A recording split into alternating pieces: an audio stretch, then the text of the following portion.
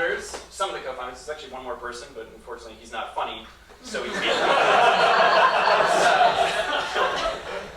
So you just watched our challenge video. This is kind of what kicked off all of our crazy popularity, really. And we just started running a Kickstarter. Oh, I should back up. So Japan accepted. The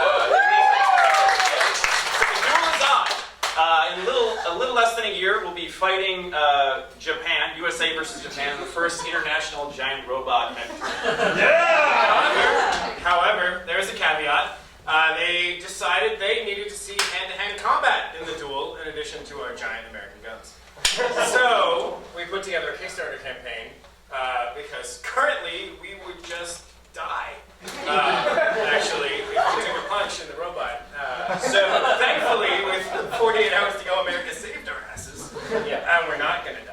So the Kickstarter is to save our lives. There's a couple days left, but we're going to tell some stories about this whole crazy process and how we came to be here. So the Kickstarter video actually isn't the first Kickstarter we have run before. We ran another Kickstarter back in October. So when the company started, we convinced some guy to give us some money to build a giant fighting robot with the idea that we will start a giant fighting robot sports league. And we are still chasing that dream. That will still happen. But we had enough money to build about half of a robot. And so we built basically the cockpit of a robot. Two people sit inside these things and one gun. And we mounted it on top of kind of this goofy looking trailer and we brought it around to try to raise awareness. And so we shot this earlier Kickstarter video. This was back in October. We were like, okay, the idea is it's giant robot paintball. So we made these custom cast foam missiles that were filled with paint, and you would shoot them at the robot. And the front of the robot, if you saw from the video, has this cockpit grating, chain link fence look. So the missiles hit it, they break up, the paint comes through, and you get Nickelodeon, right? So that was the concept for the battle. So we're like, okay, we need to have a video of this so people know what combat looks like. So we just found some dude in Boston. The company was located in Boston before. We found some guy with a warehouse who's like, yeah, you can fucking have a robot battle in our warehouse. But she can't, just don't get paint everywhere. And so we're like, okay, we'll try to do that. So we had our rocket scientist fly in who designed our missiles. Actually, rocket scientist? Actual rocket scientist. He's not a paint scientist, though, which we found out. So it's we also flew in an entire film, LA Discovery Channel production film crew to film this Kickstarter video because we wanted it so great. And so they're all there. We're piecing the robot together in this warehouse because we never had room to put it together in the place we were actually building it. So we brought it with construction equipment and we pieced it together for the first time. We're like, okay, we need to take video of what it's like to get shot inside this thing. So Joe, rocket scientist, go mix up paint. Just go to Home Depot, but get something that will wash off, not real paint. And so he goes and he gets dish soap and baby powder and all kinds of crap and food coloring, and he mixes it together and we load this big missile launcher that's going to shoot the robot. So I get inside. This film crew decks it all out with GoPros, and they get the cameras all lined up. And they're like, okay, so Matt, you're going to be inside. Hey, let's do some test shots first. Let's just see, because we've never shot the robot before. We don't know. So let's line up the missile launchers. So he takes controls of the missile launcher, and he goes, okay, it's lined up. All right, let's fire. We had 23 missiles. We have 43 missiles. We have 2 flights. That's right. 2 flights plus 3 test shots. So we load in the 3 test shots and we go, and it misses, and it misses, and it misses. It's now midnight. It's midnight. We only have enough for 2 full salvos, and we want to get those on tape. So we say, they say, Matt, get inside. We don't really know what's going to happen, but we need this shot, and we need to get full salvo. So get inside the cockpit. So I get inside. I close the cockpit down, I strap in. He starts whimpering. I start whimpering. I put my paintball mask on. It's freezing cold. It's like October, Boston, nighttime, and some like crap. Pause for just a second. These missiles are a pound. They move at 150 miles an hour. There is a grate that has been tack welded in several places to the front of the robot. God. Please continue. So I'm inside the cockpit. It's lined up. Cameras are rolling. They give the countdown. He gets sweet, sweet revenge. He holds it down. The missiles come flying in. The first one hits the cockpit, breaks up, blows my paintball mask, pretty much like clean off. I'm now blind with dish soap and baby powder. It feels like a fucking fire hose on me, and I can't see anything. And then they just keep coming. Oh crap! Okay, so my arms are up. The foam's breaking up. It's slicing my arms open because it's like this rigid foam. It's a horrible, horrible mess. My eyes are burning. I open up the cockpit. I'm like, I hope you fucking got that shot, guys, because that was the worst thing I've ever done. And the guy who's running the cameras goes, oh. The batteries in the GoPros are dead. We didn't get the shot. You gotta get back.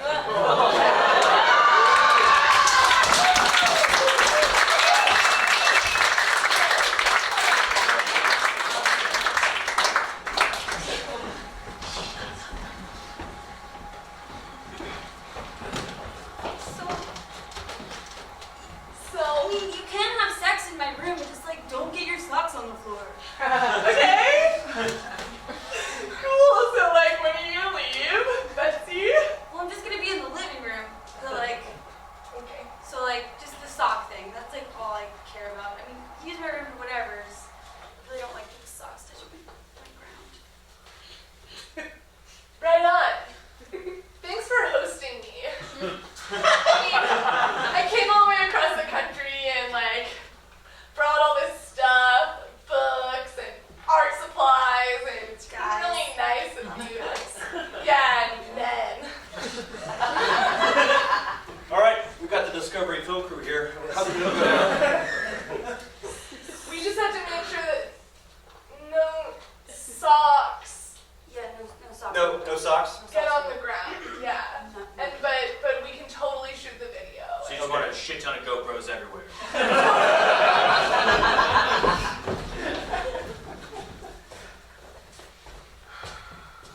Oh my God! Did you get Nickelodeon again? You see, there are giant orange and green stains all over her shirt. Stephanie. Her shorts appear to have been eaten. Sweetheart, you have to stand up for yourself. Look, just because the neighbors think that it's cool to mow their grass during my fucking US Open, it's not cool. I had to go over there, Yeah. and I tried. They are mean 11-year-olds.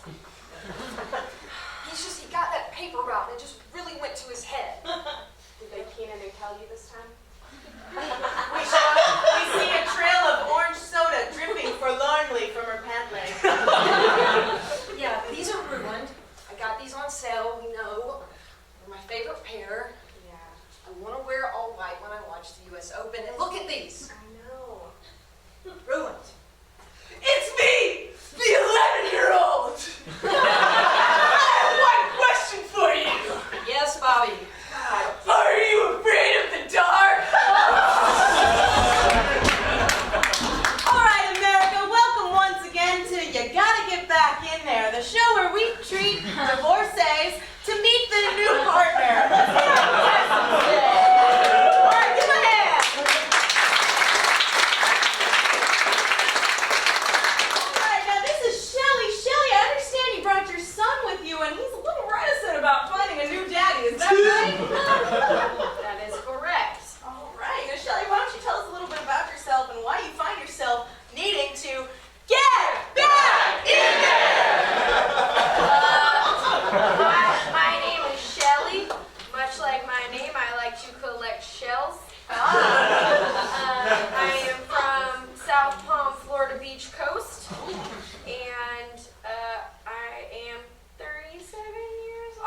Shell. We don't need to tell everybody. Now,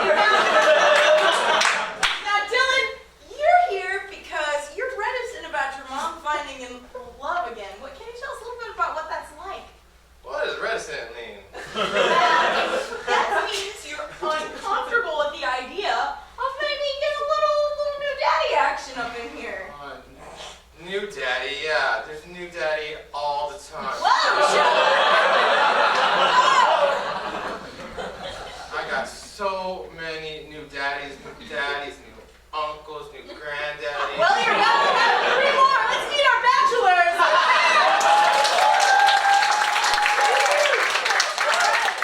Bring your seats up to the center of the stage, please, gentlemen. You know what, Dylan? This is going to be good for you. Your mom needs to get back in there. All right, bachelor number 1, why don't you tell us a little bit about what you could offer Shelly here? Well, Shelly, my name's Niels, and I'm a paint scientist.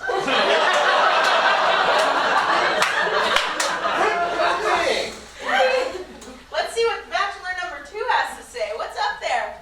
Well, Shelly, I'm like a really good roommate, and well, I just started a Kickstarter. Oh, isn't everyone doing one of those nowadays? to save my life, because I'm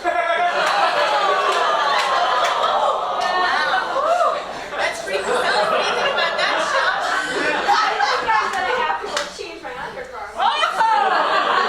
How does that make you feel, Dill? That's so gross. Okay, bachelor number 3. Quiet, son, Mom. This is national television. Okay. Hi, I'm Shelton. Oh. Shelton, why don't you go and tell us why you'd be perfect for Shelly over there? Well, I've held a general manager position at the local Ross for about 27 months now. Wow. Consistent paycheck. I can always put a... The CCP. I can provide you a solid meal on a table every night, and I also have a sedan in case you ever need to make trips to the grocery store. All right, Shelly.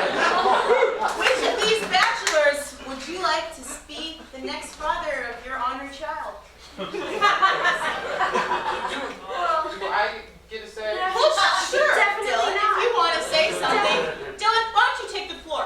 Say your piece. It's not about you, Dylan. It's about your mom. Get back in there! I want the guys can die.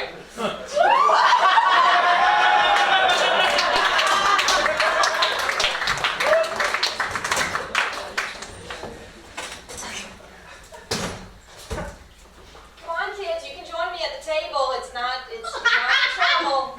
You're not in trouble. David, tell Maureen. Look.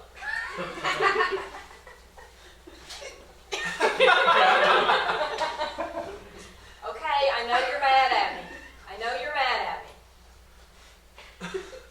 I told you it was a game. Mom, If you held on to the fence too long, you were going to get electrocuted. It was supposed to be fun.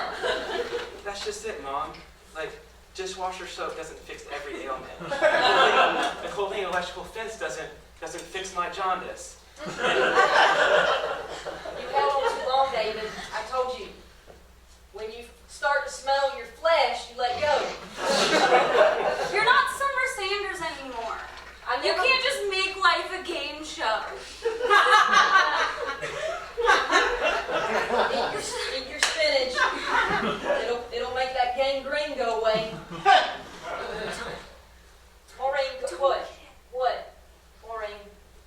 You know this is a game. Oh my God! Now it's starting. Yep. Okay, kids. All right. So Maureen's got her spoon. All right. And on your mark, get set, go. Oh,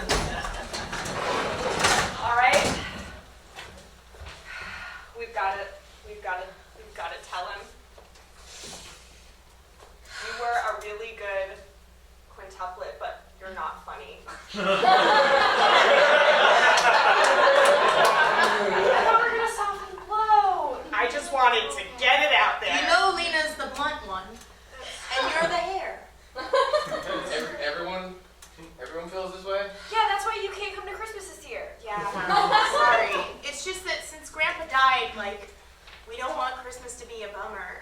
And Grandpa was the funny one, and now that there's a dearth of a funny one, we can't have a bummer one. You're the bummer quintuplet. Sorry. I have duck jokes. You're giving out really drunk vibes right now. What is a duck joke? A duck joke. Tell one. Tell it dry. So he has duck jokes. Yeah. A duck walks into a bar. Uh-huh. He says, "Hey bartender, give me a beer." The bartender says, "I see you ain't got no pockets." The duck says, "Put on my bill." That's a good duck joke. Come on, guys. Come on, guys. You're laughing. I'm funny.